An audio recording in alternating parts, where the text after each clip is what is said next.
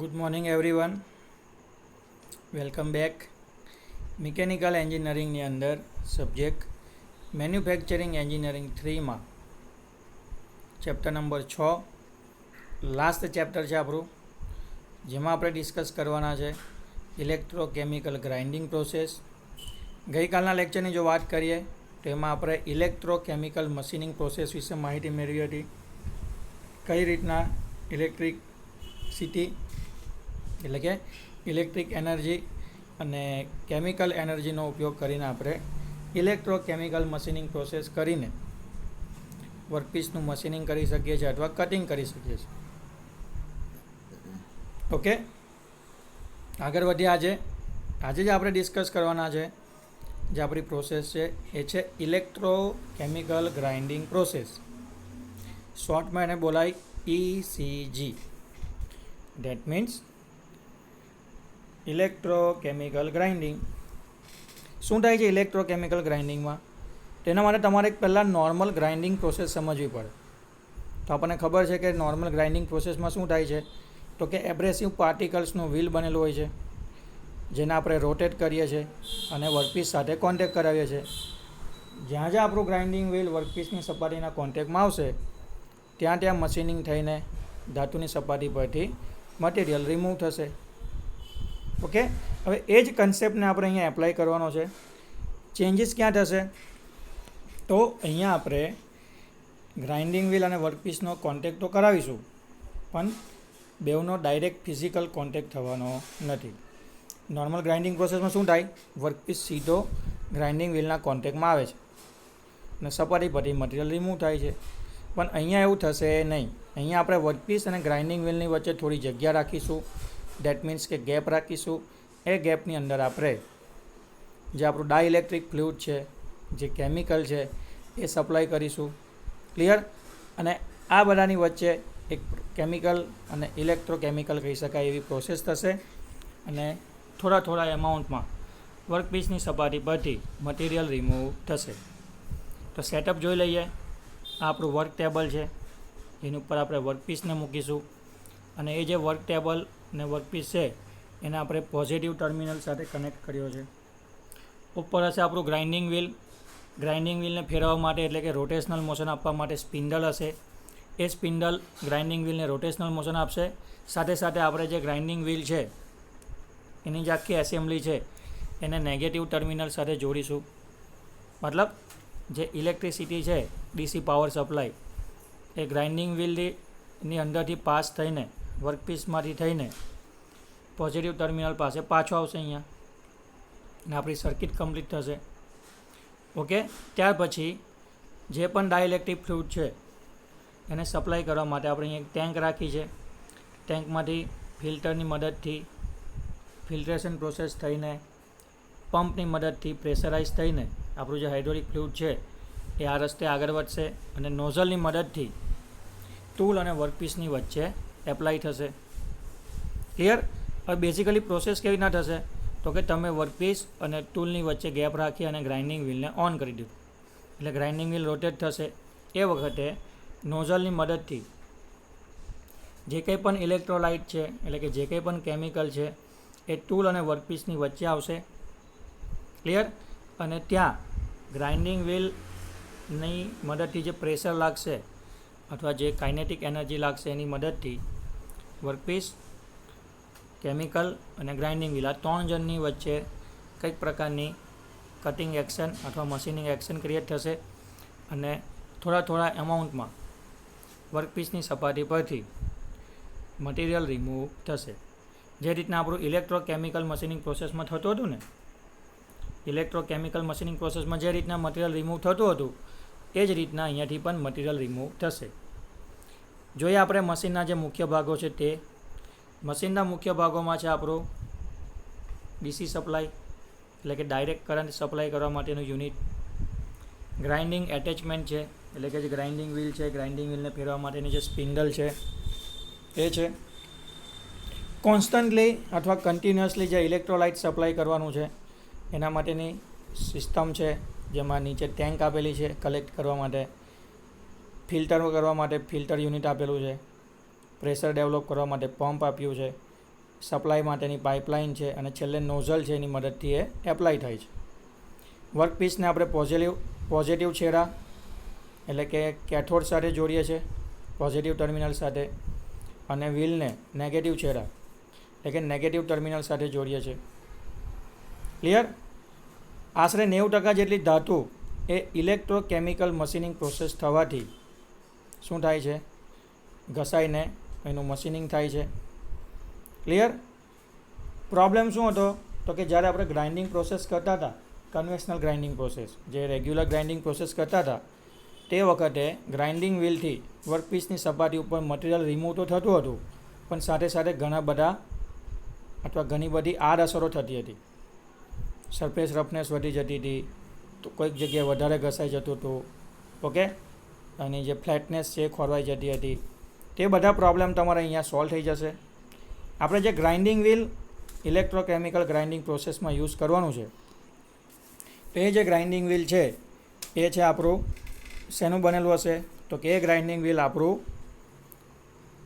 જે ડાયમંડ હોય છે, બોન્ડેડ ડાયમંડ, અને જે એલ્યુમિનિયમ હોય છે, ઓકે, એટલે કે એલ્યુમિનિયમ ઓક્સાઇડ અને ડાયમંડની જે ડસ્ટ આવે છે એ બધાને મિક્સ કરીને ગ્રાઇન્ડિંગ વ્હીલ બનાવવામાં આવે છે, જે અહીં આપણે યુઝ કરીએ છીએ.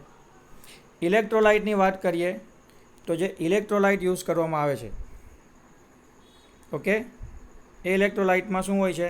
તો કે આપણે જે ઇલેક્ટ્રોકેમિકલ મશીનિંગ પ્રોસેસમાં જે NaClનું દ્રાવણ યુઝ કરેલું, સોડિયમ ક્લોરાઇડ, એ જ તમે અહીંયા યુઝ કરી શકો છો.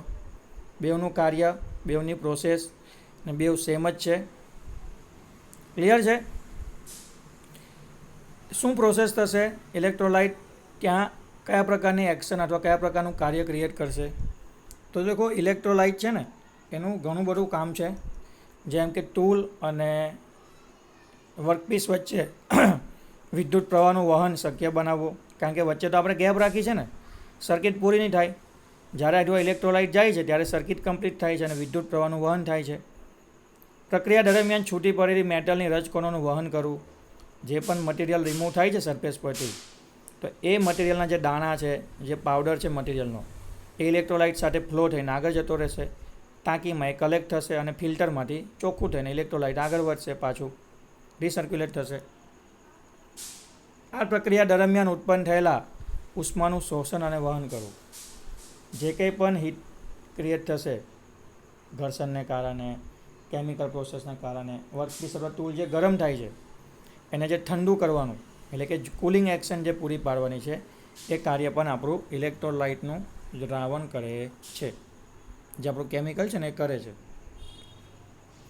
હવે આ જે 3 કાર્ય કીધા ઇલેક્ટ્રોલાઇટના, તો એ 3 કાર્ય જે ઇલેક્ટ્રોલાઇટ કરે છે અથવા એ 3 પ્રકારનું જે ફંક્શન પૂરું પાડે છે ડ્યુરિંગ ધી પ્રોસેસ, તો એના માટે ઇલેક્ટ્રોલાઇટની અંદર કયા કયા ગુણધર્મો હોવા જોઈએ? અથવા હું તમને એમ કહું કે ભાઈ ઇલેક્ટ્રોકેમિકલ ગ્રાઇન્ડિંગ પ્રોસેસમાં આપણે જે કેમિકલ, જે ઇલેક્ટ્રોલાઇટ વાપરવાના છે, જે લિક્વિડ વાપરવાના છે, એની અંદર કયા કયા ગુણધર્મો હોવા જોઈએ? તો એ ગુણધર્મો પહેલું શું કહે છે? તેની ઇલેક્ટ્રિકલ કન્ડક્ટિવિટી વધુ હોવી જોઈએ. મટીરિયલની, એટલે કે જે કેમિકલ તમે સિલેક્ટ કરો છો એની ઇલેક્ટ્રિકલ કન્ડક્ટિવિટી વધુ હોવી જોઈએ, મતલબ એમાંથી વધુને વધુ ઇલેક્ટ્રિસિટી પાસ થવી જોઈએ. બીજું શું છે? એ કેમિકલના કારણે વર્કપીસ, ટૂલ અથવા આપણું ધાતુનું જે કન્ટેનર છે, પાઇપલાઇન છે, એને કશે પણ કાટ લાગવો જોઈએ નહીં, એટલે કે કોરોઝન થવું જોઈએ નહીં. થર્ડ શું કહે છે? તે ઝેરી ન હોવું જોઈએ. ઝેરી એટલે કે ટોક્સિક, ઓકે, ઝેરું નહીં હોવું જોઈએ. કેમ? તો કે ભાઈ ત્યાં ઓપરેટર હશે, એની સ્મેલ આવશે, એનું વેપરાઇઝેશન થશે, એના છાંટા ઉડશે, તો એનાથી કોઈને નુકસાન થવું જોઈએ નહીં. કેમિકલી સ્ટેબલ હોવું જોઈએ, કારણ કે એની અંદરથી ઇલેક્ટ્રિસિટી પાસ થવાની છે, એ ગરમ થવાનું છે. જો ઇલેક્ટ્રિસિટી પાસ થવાથી, ગરમ થવાથી એના જો ગુણધર્મો બદલાઈ જતા હોય તો એ પછી આપણા કામનું રહેશે નહીં. કેમિકલી સ્ટેબલ હોવું જોઈએ, ગમે તે થાય એ પોતાના ગુણધર્મ છોડશે નહીં. અને સૌથી ઇમ્પોર્ટન્ટ, બધાને બહુ જ ગમે, સસ્તું હોવું જોઈએ. આપણે કહે ને સસ્તું અને સારું, બધા ગુણધર્મો પણ હોવા જોઈએ અને સાથે સાથે સસ્તું પણ હોવું જોઈએ.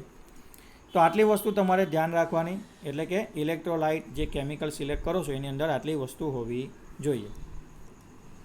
હવે જે આ ગુણધર્મોને જે સેટિસ્ફાઈ કરે છે, આ ગુણધર્મો જે સાચવી લે છે, એવા ઇલેક્ટ્રોલાઇટના આપણને નામ આપ્યા છે. ઓકે, અને સાથે સાથે ધાતુનું નામ પણ આપ્યું છે. તમારે જો સ્ટીલ, એલ્યુમિનિયમ, તાંબુ અથવા ઝીંકના એલોય છે એનું જો મશીનિંગ કરવું હોય ઇલેક્ટ્રોકેમિકલ ગ્રાઇન્ડિંગથી, તેના માટે આપણે સોડિયમ નાઇટ્રેટનું દ્રાવણ વાપરીશું. સ્ટીલ અને સ્ટીલના એલોયનું મશીનિંગ કરવું હોય તો NaCl એટલે કે સોડિયમ ક્લોરાઇડ વાપરીશું. કોપરના એલોયનું મશીનિંગ કરવું હોય તો સોડિયમ સલ્ફેટ વાપરીશું. નિકલ, ક્રોમિયમ અને કોબાલ્ટના એલોય હોય તો એના માટે સલ્ફ્યુરિક એસિડ વાપરીશું. ટિટેનિયમના એલોય હોય, તમે કહો ને ટાઇટેનિયમ, એને બોલાય ટિટેનિયમ. ટિટેનિયમના એલોય હોય તો એના માટે સોડિયમ ક્લોરાઇડ, સોડિયમ નાઇટ્રેટ વાપરીએ છીએ. ટંગસ્ટન અને મોલિબેડેનિયમ હોય તો એના માટે સોડિયમ હાઇડ્રોક્સાઇડનું દ્રાવણ વાપરીએ છીએ. તો આ રીતના જેમ જેમ તમારી ધાતુ બદલાય છે, ધાતુના ગુણધર્મ બદલાય છે, એ રીતના જે કેમિકલ છે, જે ઇલેક્ટ્રોલાઇટ અથવા જે ઇલેક્ટ્રોલાઇટનું જે દ્રાવણ છે એ પણ બદલાય છે.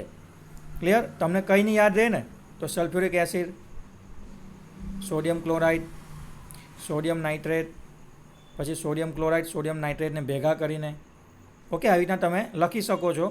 ધાતુ કદાચ તમને યાદ ન રહે તો પણ ચાલશે, પણ દ્રાવણ ઇલેક્ટ્રોલાઇટના નામ યાદ રહેવા જોઈએ.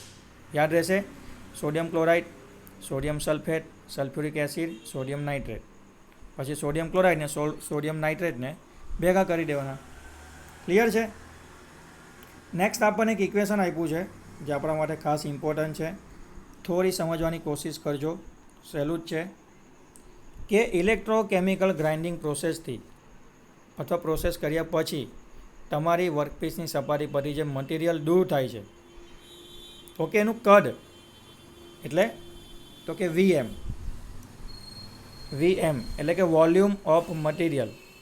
જે ધાતુ દૂર થાય છે એ ધાતુનું કદ સેન્ટીમીટરનો ઘન એટલે સેન્ટીમીટર ક્યુબમાં જો તમારે માપવું હોય તો એનું ઇક્વેશન છે VM is equal to IN. શું બોલાય? IN. પછી આ જે સિમ્બોલ છે ને એને શું કહેવાય? ઈટા. શું બોલાય? ઈટા. તો IN ઈટા ડિવાઈડ બાય 9600 એવું નહીં બોલાય, 96500 N ઇન્ટુ D. ઓકે, અને ગુણ્યા T લઈ લેવાના. પાછું ઇક્વેશન બોલું છું, IN ઈટાના છેદમાં 96500 ગુણાકારમાં N ગુણ્યા D અને આખાના ગુણાકારમાં T. એમાં VMનો મતલબ શું થાય છે? VM એટલે તો કે જે પણ મટીરિયલ દૂર થાય છે ને એનું કદ એટલે કે સેન્ટીમીટર ક્યુબમાં. I એટલે કરંટ, વિદ્યુત પ્રવાહ એમ્પિયરમાં. કેપિટલ N એટલે જે દાગીનાનું, વર્કપીસનું અથવા ધાતુનું, જે ધાતુમાંથી વર્કપીસ બન્યો હશે ને એનું એટોમિક વેઇટ. ઈટા એટલે તમારા આખા મશીનની એફિશિયન્સી, એને શું કહેવાય ગુજરાતીમાં? કાર્યદક્ષતા.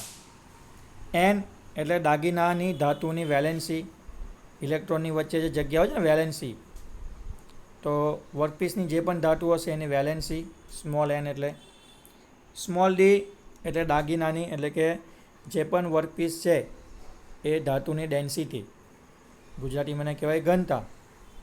ઓકે, મટીરિયલની જે ડેન્સિટી છે વર્કપીસના મટીરિયલની એને D લઈશું. એનો યુનિટ છે ગ્રામ પર સેન્ટીમીટર ક્યુબ. અને T એટલે કેટલા સમય સુધી તમે ઇલેક્ટ્રિસિટી સપ્લાય કરો છો, મતલબ કેટલા સેકન્ડ સુધી તમે કરંટને સપ્લાય કરો છો, કરંટ વહેવડાવો છો, એનો સમય એ શેમાં આવશે? સેકન્ડમાં. ઓકે, જો આ બધી વેલ્યુ તમારી પાસે હોય ને IN ઈટા N D અને Tની વેલ્યુ હોય તો તમને ખબર પડી જશે કે ભાઈ એકમ સમયની અંદર મારા આ જે મશીન છે ઇલેક્ટ્રોકેમિકલ ગ્રાઇન્ડિંગ મશીન, એનાથી કેટલું મટીરિયલ રિમૂવ થાય છે એનો તમને આઈડિયા આવી જશે. ક્લિયર? નેક્સ્ટ આપણે જોઈ લઈએ થિયરીના એન્ડિંગમાં, છેલ્લો ટોપિક અને લેક્ચરના એન્ડિંગમાં, કે જે ઇલેક્ટ્રોકેમિકલ મશીનિંગ પ્રોસેસ છે અથવા જે આપણે ઇલેક્ટ્રોકેમિકલ ગ્રાઇન્ડિંગ પ્રોસેસ છે એની ઉપયોગિતા એટલે કે એની એપ્લિકેશન શું છે. તો કે એરોપ્લેનના જે ગૂંચવણ ભરેલા ભાગો હોય છે, એટલે કે એરોપ્લેનના જે કોમ્પોનન્ટ હોય છે, એરોપ્લેનના જે સ્ટ્રક્ચરના જે કોમ્પોનન્ટ હોય છે, એમાં જે કોમ્પ્લેક્સ ગૂંચવણવાળી ડિઝાઇન હોય છે એનું મશીનિંગ કરવા માટે. ગેસ ટર્બાઇનની જે બ્લેડ આવે છે, તમે જોજો ફિગર ગૂગલમાં સર્ચ મારીને, ગેસ ટર્બાઇનની બ્લેડ છે ને એનો પણ બહુ જ વાંકો ચૂકો શેપ આવે છે, અલગ જ શેપ આવે છે. તો એ બ્લેડ બનાવવા માટે, એનું મશીનિંગ કરવા માટે. કેવિટી એટલે કોઈક જગ્યાએ ખાંચા અથવા પોલાણ તૈયાર કરવા માટે, બિલેટ અને બારને કાપવા માટે, જે આપણું રો મટીરિયલ આવે છે ને બિલેટ અને મોટા મોટા સળિયા એને કટિંગ કરવા માટે, ખૂબ જ નાના હોલ, તમારે એકદમ નાનો હોલ પાડવો હોય, કાણું પાડવું હોય, જો વેલ્યુ આપી છે 0.025 mm, એટલે એકદમ ઝીણા ઝીણા હોલ પાડવા હોય ને, નોઝલ છે, પછી આપણી જે પેલી ઇન્જેક્શનની સિરિંજ આવે છે એમાં ઝીણા ઝીણા હોલ યુઝ થાય. ક્લિયર? તો એ હોલ પાડવા માટે આપણે ઇલેક્ટ્રોકેમિકલ મશીનિંગ પ્રોસેસ યુઝ કરીએ છીએ. ઓકે, તો અહીંયા આપણો જે ઇલેક્ટ્રોકેમિકલ મશીનિંગનો જે કન્સેપ્ટ છે અને એની અંદર જે આપણે ઇલેક્ટ્રોકેમિકલ મશીનિંગ પ્રોસેસ અને ઇલેક્ટ્રોકેમિકલ ગ્રાઇન્ડિંગ પ્રોસેસ પૂરી કરી અને અહીંયા આપણો લેક્ચર પણ ઓવર થાય છે. આજનું આજે આપણું આ મશીન શીખ્યા છે એ તમારે કમ્પ્લીટ ફિગર સાથે, ડિસ્ક્રિપ્શન સાથે અને જેટલી પણ વસ્તુ અહીંયા મેં કીધી છે એની સાથે નોટ ડાઉન કરી લેવાનો રહેશે. અહીંયા સુધી રાખીએ છીએ આજના લેક્ચરમાં. આવતીકાલે મળીશું નેક્સ્ટ લેક્ચરમાં અને ચેપ્ટરને આગળ વધારીશું. Thank you.